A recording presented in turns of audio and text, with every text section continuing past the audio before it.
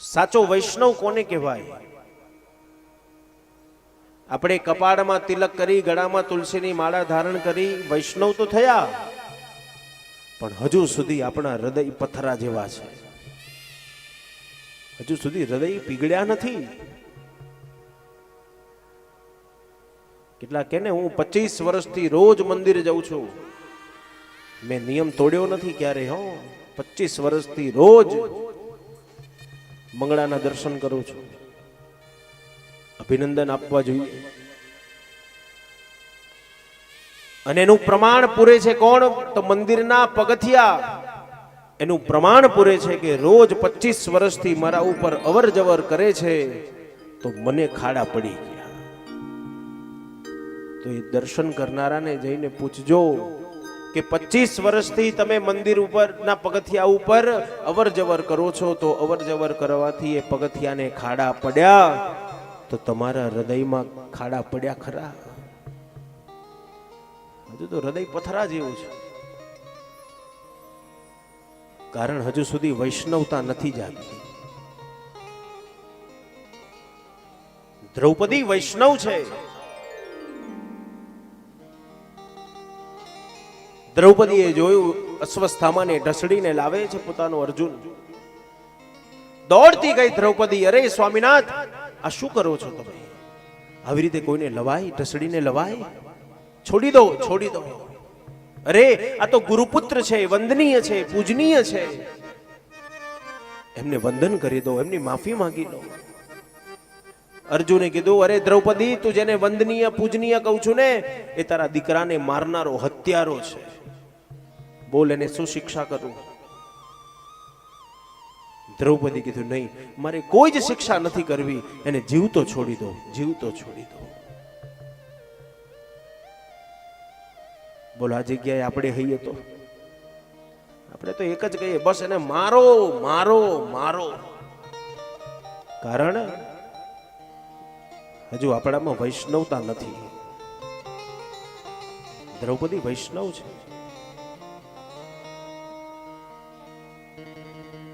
કોને કહેવાય સાચો વૈષ્ણવ?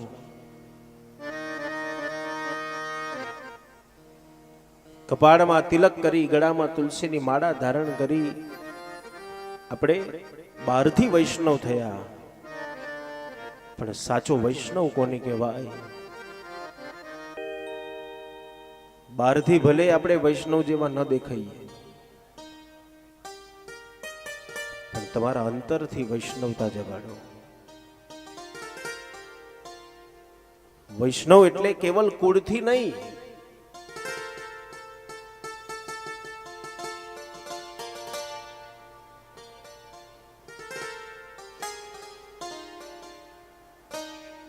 શુદ્ધ પુરાણી વર્ણન કરે નારદ. દ્રૌપદીએ કીધું, એને છોડી દો, મારે કોઈ જ શિક્ષા નથી કરવી. દ્રૌપદી કહેવા લાગી, તમે તો પુરુષ છો ને, એટલે તમને ખાલી મારતા જ આવડે, બચાવતા ના આવડે.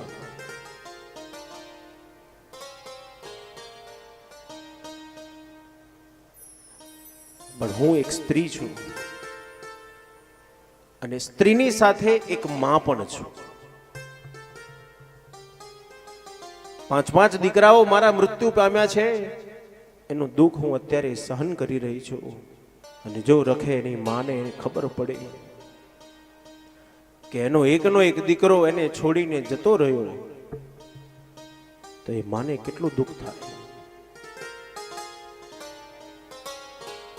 માટે મારે એને કોઈ જ શિક્ષા નથી કરવી, એને જીવતો છોડી દો.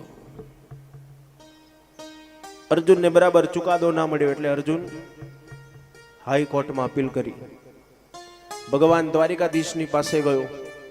દ્વારિકાધીશને કીધું, બોલો ભગવાન, હવે તમે કંઈક નિર્ણય આપો, શું શિક્ષા કરવાની?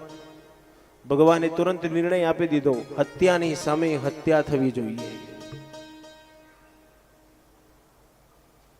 હત્યાની સામે હત્યા થવી જોઈએ.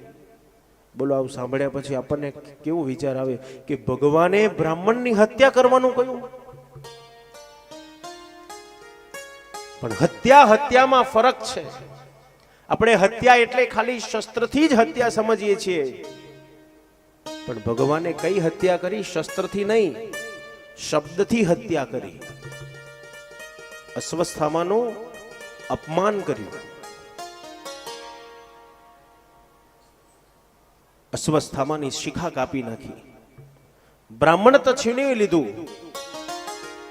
નિસ્તેજ બની ગયો અશ્વસ્થામા. પાંડવો દુખી થયા. અમારા કુળમાં કોઈ અંજલિ આપનારો ન રહ્યો. ત્યાં સમાચાર મળ્યા કે અભિમન્યુની પત્ની ઉત્તરાને સારા દિવસો રહ્યા છે. પાંડવોને સમાચાર મળ્યા. પાંડવે કીધું ચાલો, ભગવાને અમારી સામે તો જોયું.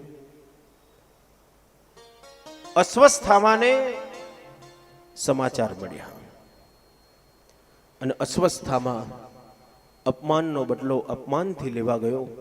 અશ્વસ્થામાએ વિચાર્યું, હું આખા પાંડવ કુળનો નાશ કરી નાખું.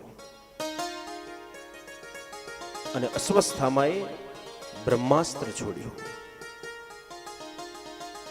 બ્રહ્માસ્ત્ર ઉત્તરાના પેટમાં પ્રવેશ કર્યો અને ઉત્તરાને બળતરા થવા લાગી. ઉત્તરા ગઈ દોડતી પોતાની સાસુ દ્રૌપદીની સાથે.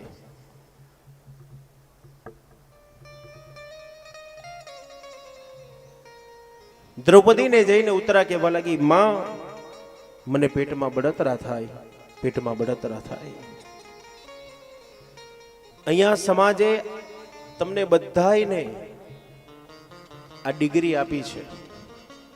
કઈ ડિગ્રી આપી? સાસુની ડિગ્રી આપી. શા માટે સાસુની તમને ડિગ્રી મળી? તો આજની સાસુ એમ વિચારે કે હું શાંતિથી ગાદી તકિયા ઉપર બેસું ને આવનારી વહુ ઘરના કામ કરે. હુકમના પાના છોડવા માટે ડિગ્રી મળી છે. બોલો, એટલે મળી છે? હુકમના પાના છોડવા ડિગ્રી નથી મળી, પણ સાસુનો અર્થ થાય છે સાચું જ્ઞાન જે આપે તે સાસુ. જીવનના જેની પાસે 40-50 વર્ષના અનુભવ છે, એ અનુભવ, એ પ્રસંગ કદાચ તમારી આવનારી વહુના જીવનમાં ક્યારેક આવે ત્યારે એમાંથી કેવી રીતે બહાર નીકળવાનું એ જ્ઞાન જે આપે તે સાસુ.